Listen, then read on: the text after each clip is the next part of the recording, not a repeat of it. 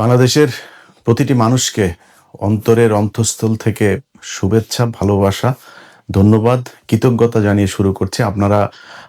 আমি যে চিত্র বাংলাদেশের বিভিন্ন জায়গায়, বিভিন্ন কেন্দ্রে, বিভিন্ন জেলায় যে ছবি, যে তথ্য আমাদের কাছে এসেছে, শত শত হাজার হাজার মানুষ ভোর থেকে তারা ভোট কেন্দ্রে গিয়ে দাঁড়িয়ে আছে।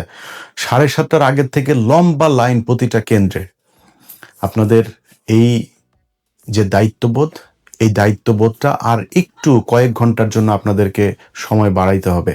আপনারা জুলাইতে এই দেশে জীবন দিয়েছেন, আপনার সন্তান আপনার নিজের চোখের সামনে মারা গিয়েছে, আপনার এই দেশের মানুষ দাঁড়িয়ে বলেছে যে আমার ভাইকে গুলি করার পরে আমি আমার ভাইয়ের লাশ না নিয়ে যাব না, আমার ভাইয়ের আহত রক্তাক্ত শরীর না নিয়ে আমি এখান থেকে যাব না।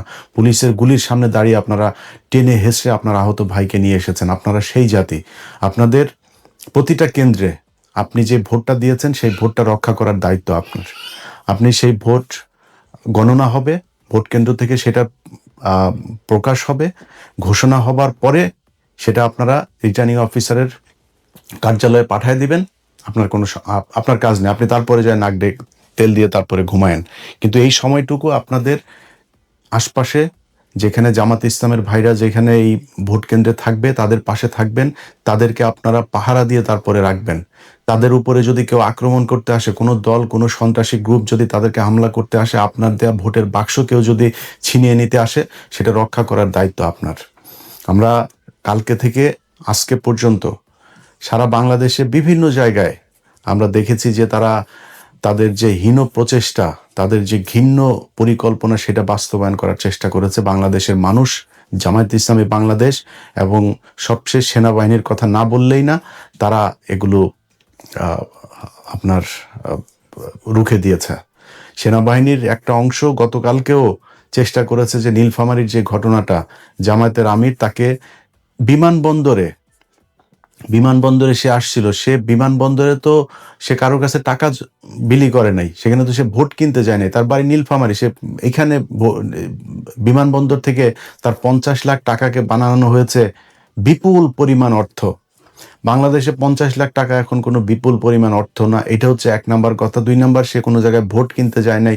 3 নাম্বার হলো তারে এই জায়গাতে যে আপনি আটক করলেন, এই একই ধরনের ঘটনা, এর চাইতে বেশি পরিমাণের টাকা শহীদুদ্দিন চৌধুরী অ্যানির লোকের কাছে পাওয়া গেছে এবং সেটা টাকা দিচ্ছিল মানুষকে, ভোটের মাঠে পাওয়া গিয়েছে। সেই টাকাটা পেয়ে তাকে সাথে সাথে ছেড়ে দেওয়া হয়েছে। বিভিন্ন টেলিভিশনে তাদের দলের লোকজন দিয়ে থ্রেট করা হয়েছে এই নিউজ তাড়াতাড়ি সরাইতে। যমুনা টেলিভিশন, তাদেরকে হুমকি দেওয়া হয়েছে, হুমকি দিয়ে তারপরে বলা হয়েছে নিউজ সরাইতে। তারা বলেছে 80 লাখ টাকা পাওয়া গিয়েছে, সেই টাকা কিছুক্ষণ পরে 15 লাখ টাকা হিসেবে তারা আবার নিউজ করেছে। এভাবে দুইটা ঘটনাকে দুইভাবে উপস্থাপন করা হয়েছে। আমরা গণমাধ্যমের গতকালকে থেকে যেই ভয়ঙ্কর রূপ দেখেছি, তারা 5 তারিখ থেকে এক বিন্দু পরিমাণ কোনো শিক্ষা নেয় নাই। গণমাধ্যমের যারা আছেন, যেসব সাংবাদিকরা এখনো পর্যন্ত এইসব অসভ্য কার্যক্রম চালিয়ে যাচ্ছেন, আপনাদের কাছে অনুরোধ থাকবে, মনে করার কোনো কারণ নাই যে আপনি একটা নিউজ করবেন আর সেটা বাংলাদেশের সব মানুষ হুমড়ি খেয়ে পড়বে আপনার কথা বিশ্বাস করে, তারপর যা ধানের শীষে ভোট দিয়ে আসবে। সেদিন বাংলাদেশের বহু আগে ইলিয়াস পিনাকিরা উঠিয়ে দিয়েছে। আপনাদের চাইতে বহু বড় প্রতাপশালী ক্ষমতা সম্পন্ন এক ফেরাউন এই দেশে ক্ষমতায় ছিল। তারা যখন কিনা ঘুমাইতো, ঘুমের মধ্যেও আমাদের ছবি চোখে দেখতো, তাদেরকে শান্তিতে থাকতে দেয়নি। আপনারা এখনো এত বড় কোনো ছেটের বাল হয়ে যান নাই যে আপনারা যা মনে চায় তাই বলবেন আর এই দেশের মানুষই করবে। আমি ইলিয়াস, আজ থেকে সেই 2014 সালের ইলেকশনে আমার অবস্থান যেভাবে এই দেশের নির্যাতিত নিপীড়িত মানুষের পক্ষে ছিল, আজকেও সেখানে আছে, সারা জীবন সেখানে থাকবে। নিজের ব্যক্তিগত অনেক বড় বড় স্বার্থ বাদ দেয়া এই দেশের যেসব নির্যাতিত মানুষ আছে, যারা অত্যাচারিত মানুষ আছে, যারা সংকটে আছে, সমস্যায় আছে, তাদের পাশে ইলিয়াস দাঁড়িয়েছে। বহু ক্ষমতাশালী লোকজনের সাথে সম্পর্ক নষ্ট করেছে, খুব অসহায় নির্যাতিত মানুষের জন্য, তাদের জন্য কথা বলতে গিয়ে, তাদের অধিকার আদায় করতে যায় বহু প্রতাপশালীদের সাথে সম্পর্ক নষ্ট হয়েছে। সো আপনাদের এই দেশের মানুষকে আপনারা যদি চান যে আপনারা যা মনে চায় বলবেন আর সেই দেশের মানুষ আপনাদের এইসব কথাবার্তা সব শুনে ফেলবে, এটা মনে করার কোনো কারণ নেই। আজকের চিত্র দেখেন, আপনি কয়টা রিউমার ছড়াবেন, কয়টা গুজব ছড়াবেন? এদেশের মানুষ ভোট দিচ্ছে, শত শত হাজার হাজার লক্ষ লক্ষ মানুষ ভোট দিচ্ছে। আপনি এই ভোটের এগুলো গুজব ছড়ায় আপনারা করে ফেলবেন। অতএব সাবধান করে দিচ্ছি ভাই, এই নির্বাচনকে ঘিরে যদি মনে করে থাকেন বিশেষ কোনো দলকে আপনাদের ক্ষমতায়, কালকে থেকে যে নিউজ আপনারা করেছেন, বিশেষ করে ৭১ টিভি, মানুষ হয় না এখনো পর্যন্ত। এইখানে এক দলের দালালরা বের হয়ে আরেক দল আছে, তারা এসে RTV এরা এসে নিউজ করছে। দ্বার প্রান্তে তারেক রহমান প্রধানমন্ত্রী আবার গণভবনের দরজার মধ্যে যা দাঁড়ায় আছে। আরে বাবা রে বাবা, মানে অবস্থা করুণ অবস্থা। তারা প্রধানমন্ত্রী না পারে বানায় দেয়, পত্রিকা অফিসে যদি সেই ক্ষমতা থাকতো কালকে বসায় দেয়, আজকে নির্বাচন হইতে দিত না। এরকম পরিস্থিতি এটা করেছে এই দেশের গণমাধ্যম। তাদের এই ভয়ঙ্কর রূপ কালকে থেকে দেখছি। আজকে আশা করি এই মানুষের, আপনাদের লোকজন তো বাইরে আছে, মাঠে দেখছে কেন্দ্রগুলোর অবস্থা, আমরাও দেখছি। অতএব এদেরকে একটু বুঝার চেষ্টা করেন, এদের চোখের ভাষা দেখার চেষ্টা করেন, কি বলতে চায় এরা, কি বুঝাইতে চায়, কে কাকে ভোট দিবে, কারা ক্ষমতায় আসবে, এখনো সময় আছে কিছুক্ষণের জন্য। সো খুব সাবধানে আপনাদেরকে কাজ করতে হবে। সেনাবাহিনী সেই নীলফামারীতে যে ঘটনাগুলো হয়েছে, সেখানেও DGFI ৩-৪ জন অফিসার জড়িত, কিন্তু এই সেনাবাহিনীর কিছু অংশ তারা এখনো চেয়েছে যে কোনোভাবে হচ্ছে বিএনপিকে ক্ষমতায় এনে তারপরে ১.৫ বছরের মাথায় শেখ হাসিনাকে ক্ষমতায় আনতে, এই দেশের রাজনীতিতে নিয়ে আসতে হবে। এই অবস্থা এই দেশে চলবে না। আপনারা হাসিনাকে আর আওয়ামী লীগকে, ইন্ডিয়াকে যে যত আনতে চাবেন সে তত সমস্যায় পড়বেন। তার বিরুদ্ধে আজকে আমি পিনাকি, আমরা কেন আজকে আপনাদের বিরুদ্ধে থাকবো? আপনারা ৫ তারিখের পর থেকে এখন পর্যন্ত প্রথমেই বুকে চিন চিন করে রে আপনার এই শেখ মুজিবের ইয়েতে মূর্তি ভাঙা দেখা, এটা দিয়ে শুরু হয়েছে। তারপরে আপনারা আওয়ামী লীগের প্রতি প্রেম, আওয়ামী লীগের এই দৃশ্য দেখে আপনাদের খুব খারাপ লেগেছে।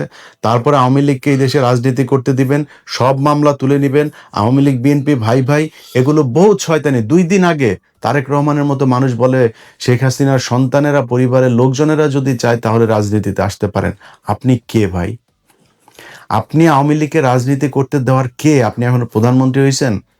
আপনি এই যে ঘোষণাটা দিলেন, এই ঘোষণা দিয়ে আপনার অর্ধেক ভোট নষ্ট করেছেন। আপনারা মনে করেন যে আওয়ামী লীগের ভোট নিয়ে, বাংলাদেশে আওয়ামী লীগের ভোট নাই ভাই। কয় পার্সেন্ট নেবেন? 5%, 10%? ভোট দিতে যাবে না অর্ধেক।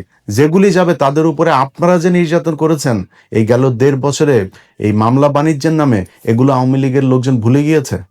তারা আপনারে ভোট দিবে যায়, আপনার দলের হয়ে মিছিল করবে, আপনার সাথে মিটিং করবে, যায় যদি ভোট দিতে যায় দাঁড়িপাল্লায় ভোট দিয়ে আসবে। গ্যারান্টি দিলাম আপনারে, ইনশাল্লাহ আজকে নির্বাচনের পরে এটা রেজাল্ট পাবেন।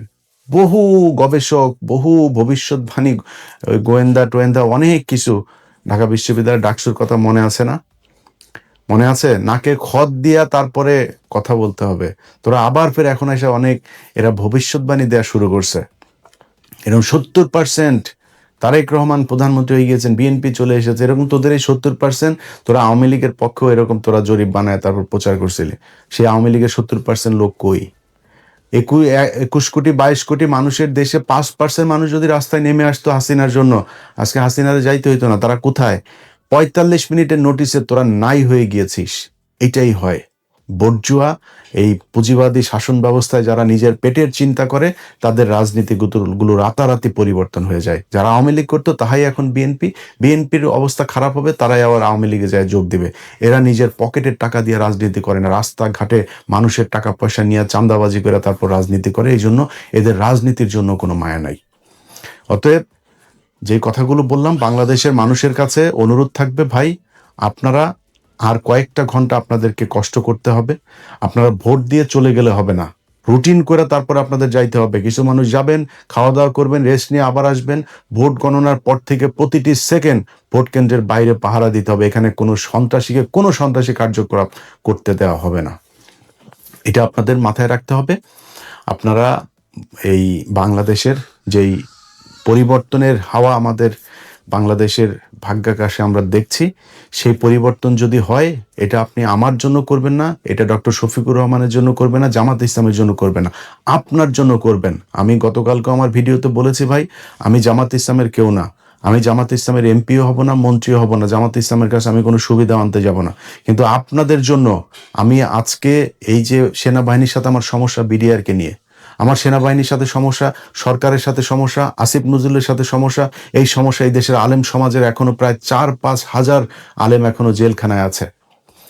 এই যে তেজগাঁ থানা ছাত্র শিবিরের সেক্রেটারি এখন পর্যন্ত জেলখানায় আছে। এদেরকে নানান মামলা, কিসের সব সন্ত্রাস বিরোধী আইন, এই আইন সেই আইন, এইসব মামলায় তাদেরকে আটকে রাখা হয়েছে। এই বাংলাদেশের জন্য তো এই দেশের মানুষ মারা যায় নাই। পরের দিন বলেছে, পরের দিন, যে আসিফ নজরুলকে যে আপনি এই সন্ত্রাস বিরোধী আইন এটারে বাতিল করেন, এইখানে যারা এর আগে আটক হয়েছে সব কটারে ছাড়েন নাই তারা, এখনো সেই ব্যক্তিগুলো জেলে।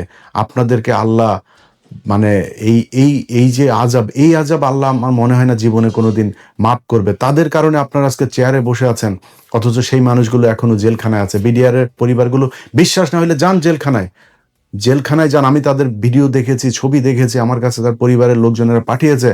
প্রতিটা মানুষের কোমরে, এই রানে, পায়ে, নিচে সবার ড্রিল মেশিন দিয়ে আপনার ফুটো করা হয়েছে, পেটানো হয়েছে, প্লাস দিয়ে নখ উপড়ে ফেলা হয়েছে। যান, প্রতিটা মানুষের শরীরে সে আঘাতের চিহ্ন আছে। আপনারা তাদের পাশে দাঁড়ান নাই, তাদের জন্য কিছু করেন নাই। তো ভাই, আপনাদের আল্লাহ আরেকটা সুযোগ দিয়েছে, এই অধিকার আপনাদেরকে আদায় করতে হবে। আমি জামাত ইসলামের কেউ না, কিন্তু এইটুক কথা বলছি যে গতকালকের মতোই বলতে চাই যে আপনি আপনার যে ট্রিটমেন্ট আপনি বাংলাদেশের সরকারের টাকায় ট্রিটমেন্ট পাবেন। যেই ব্যক্তিরা কিছু হইলে, পাতলা পায়খানা হইলেও থাইল্যান্ড, ব্যাংককে, সিঙ্গাপুরে যায় তারপরে ট্রিটমেন্ট নেয়, তাদেরকে সেখানে যাইতে দেওয়া হবে না, তাদের সেই ট্রিটমেন্ট বাংলাদেশে করতে হবে। এবং জামাত ইসলামকে বাধ্য করা হবে সেই আইন করার জন্য, যে এই দেশের সরকার আপনাদের কাছে 1 বছর হোক, 2 বছর হোক, কিংবা 3 বছর হোক, ক্ষমতা থেকে যাওয়ার 6 মাস আগে হইলেও তাদেরকে এইটা মানে প্রতিষ্ঠিত করে দিয়ে যাইতে হবে, প্রমাণ করে দিয়ে যাইতে হবে যে এই দেশে এখন এই মুহূর্তে সব ধরনের ট্রিটমেন্ট নেওয়া সম্ভব। এবং কেউ যদি কোনোদিন সংসদ সদস্য হইতে যায়, তাকে নির্বাচন কমিশনের এই এই মানে এই আইনের ভেতরেই আপনার নিয়ে আসতে হবে যে এই দেশে যে সংসদ সদস্য হবে সে বিদেশে যাইতে পারবে না ট্রিটমেন্টের জন্য। যদি যাইতে চান, আপনি যদি যান, তাইলে এই দেশের যত সাধারণ মানুষ আছে, একদম প্রত্যন্ত গ্রামের একজন মানুষ, তাকে